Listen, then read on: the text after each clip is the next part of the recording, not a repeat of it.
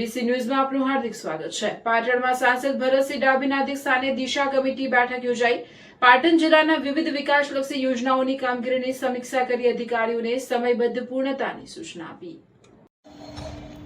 પાટણમાં દિશા કમિટીની મહત્વપૂર્ણ બેઠક યોજાઈ હતી। સાંસદ ભરતસિંહ ડાભીના અધ્યક્ષસ્થાને યોજાયેલી આ બેઠકમાં કેન્દ્ર અને રાજ્ય સરકારની વિવિધ વિકાસલક્ષી યોજનાઓની કામગીરીની સમીક્ષા કરવામાં આવી હતી।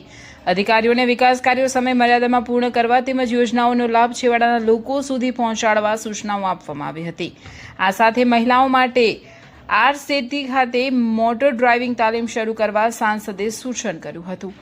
પાટણ જિલ્લા સેવા સદન ખાતે જિલ્લા ગ્રામ વિકાસ એજન્સી દ્વારા દિશા એટલે કે district development coordination and monitoring કમિટીની બેઠક યોજાઈ હતી।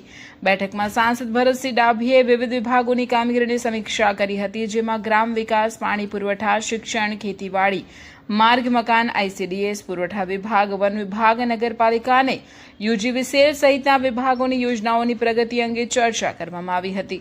વર્ષ 2025-26 દરમિયાન થયેલા વિકાસ કાર્યો, લાભાર્થીઓને મળેલા લાભ, ભૌતિક અને નાણાકીય પ્રગતિ તેમજ બાકી રહેલા પ્રશ્નો અંગે અધિકારીઓ પાસેથી માહિતી મેળવવામાં આવી હતી।